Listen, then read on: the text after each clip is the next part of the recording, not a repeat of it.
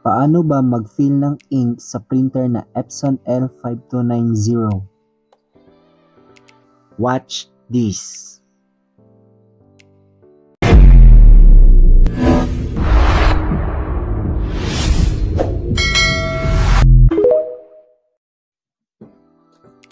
Okay, so bago ang lahat, mag-unboxing muna tayo mga boss sa ating bagong printer na EcoTank Epson L5290.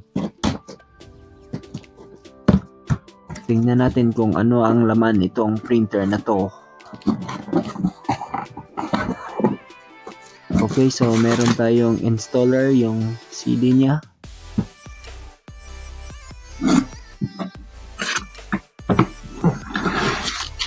And then yung kasama niyang libreng ink na 003 Epson.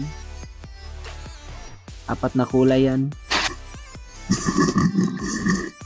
And then itong power cord para sa ating printer.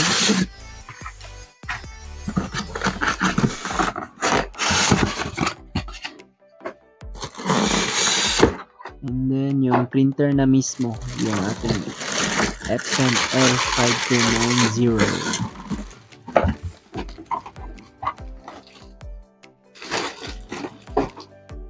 Meron din siyang kasamang USB cable. Ito yung USB cable. And then yung para sa LAN niya, sa connection.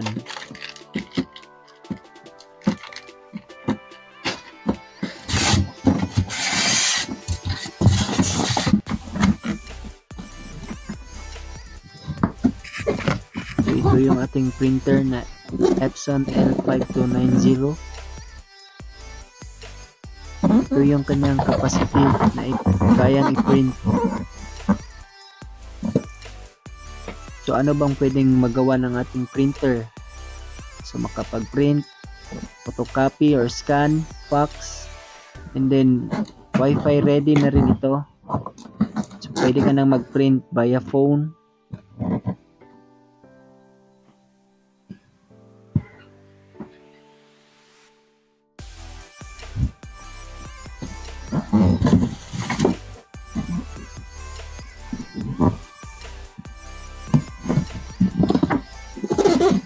So ito na yung ating printer. Tatanggalan na natin ito ng mga seal. The paper out tray. Tanggalan natin ng seal. Bagong bago. Nabili ko ito sa worth na 13,500. Hindi sa online, binili ko talaga sa stall.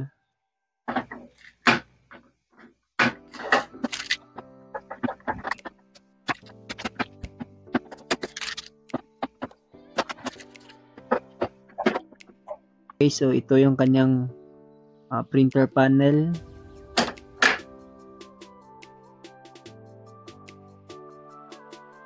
Ink tank. So 4 na kulay yung i-fill natin dyan na ink.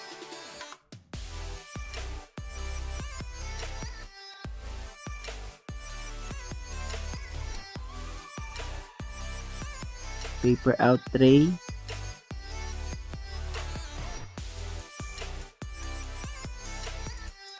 And then ito naman yung para sa photocopy or scan. Meron pang seal. Kunin muna natin.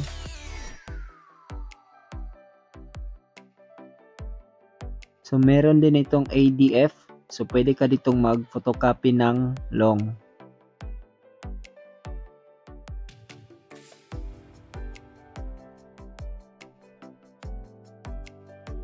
So tingnan nyo muna ang ating printer.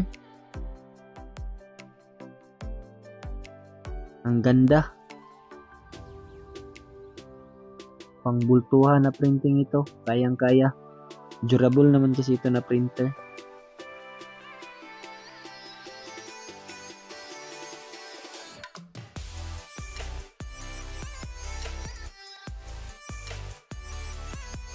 So ito yung kanyang ADF, automatic document feeder. So dyan tayo mag-photocopy ng long.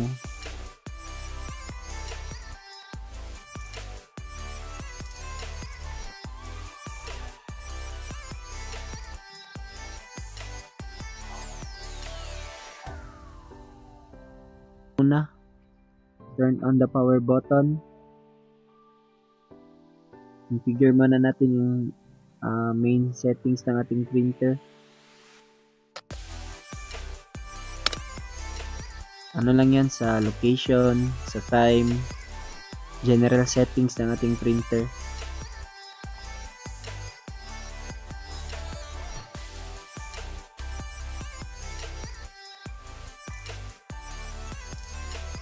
So itong printer natin, gagawin natin sa ating munting business, yung printing services natin.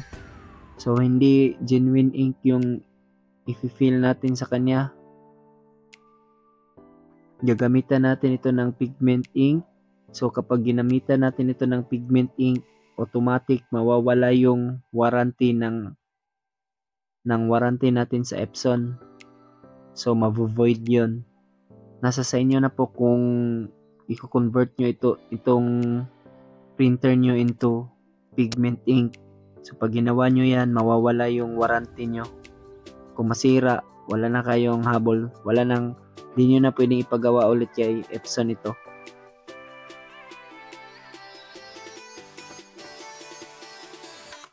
So ito yung kanyang ink, yung genuine ink niya. So hindi na natin ito gagamitin kasi i-convert natin yung printer natin into pigment ink. Gagamitin natin sa printing services ng mga stickers at iba pa.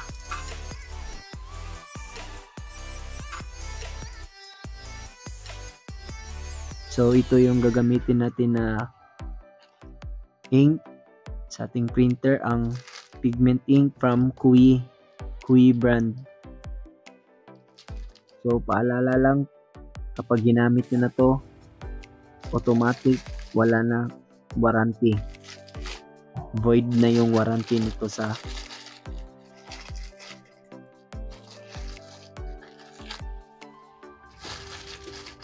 kasi gusto ng Epson na genuine lang yung gagamitin na ink sa kanya. So risk taker tayo. Pigment ink yung gagamitin natin kasi yung genuine niya is dye ink yun. So ang maganda kasi sa sticker services, sticker printing is yung pigment ink. Meron akong bottle na may syringe dito kasi mahirap tong i-fill yung ink kasi hindi magkatugma yung nozzle ng ating pigment ink at sa yung sa ink tank. So gagamitan natin itong bottle na may syringe. So ayan, na isalin ko na yung ink natin sa ating bottle. Mas maganda ito kaysa yung sa syringe talaga, yung makikita nyo sa ibang video. Syringe yung ginagamit nila. So sa akin, mas prefer ko ito. Mura lang to sa Shopee, yung bottle nito na may kasama ng syringe. So i-forward lang natin para mabilis.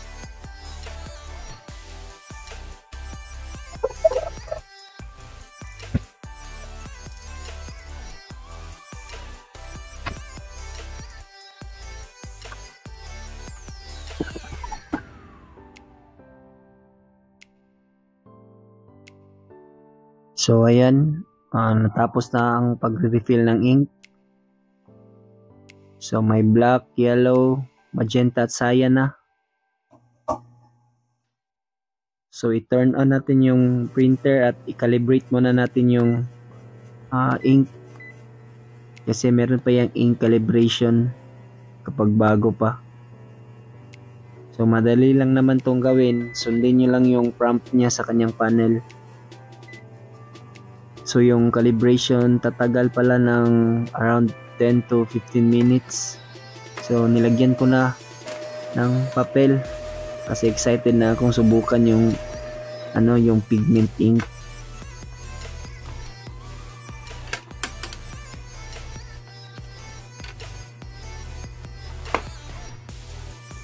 So yung calibration niya tatagal ng 10 to 15 minutes. So while nagka-calibrate, nag-install na rin ako sa aking desktop ng printer ito na Epson L5290.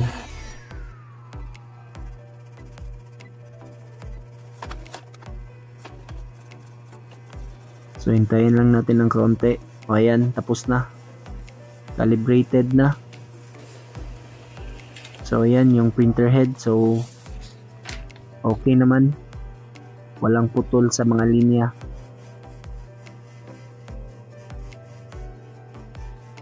Yung printer head alignment niya is okay. And then check natin din yung alignment, yung margin alignment niya. I-check din natin. While naghihintay tayo, tingnan nyo sa susunod kong video yung paano ko in-install tong L5290 na printer sa aking desktop. Kikita nyo doon na sobrang dali lang i-install itong printer na to. Since ang installer na free dito is naka-CD, tapos kung walang CD yung system unit nyo, pwede lang kayo mag-download sa online. May guide naman doon. So ayan, in-adjust ko muna yung mga settings, yung default nya kung mag-print kayo or magpo-photocopy. Ito pa pala yung sa alignment nya. Ito yung sa alignment nya.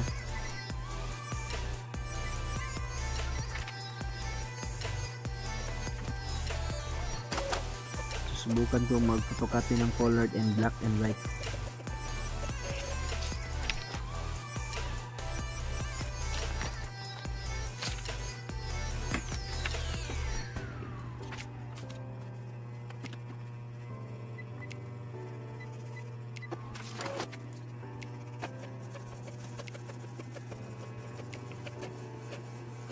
So ito na yung ano niya, scan to print na result. So okay, i-test natin lahat, pati na yung ADF nya, susubukan din natin. So ayan ang kanyang photocopy pa rin. So before tayo mag photocopy ng long, before natin gamitin yung ADF, kukonfigure muna natin ito.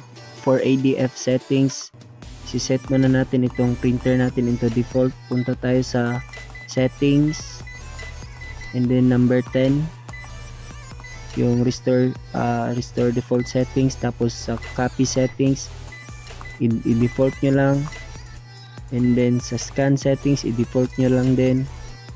Tapos back to home, then restart. Para yan sa ADF natin, para gumana yung long na photocopy. Turn on.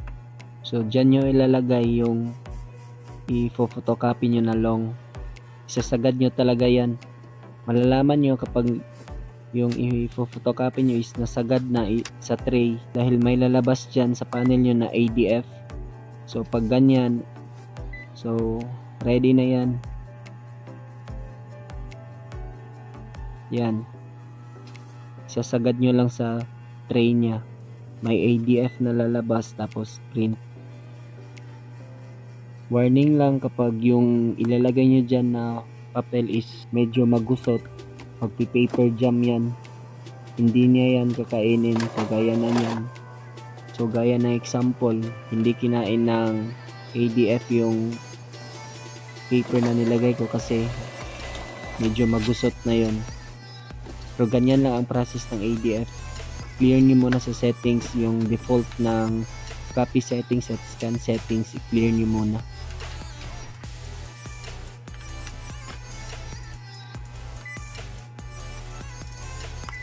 Sana meron kayong natutunan kung paano gamitin ang L5290 at paano i-set up. Abangan nyo ang next video ko mga boss, patungkol naman ito sa Cameo 5. Maraming salamat sa panonood mga bossing. Don't forget to like and subscribe.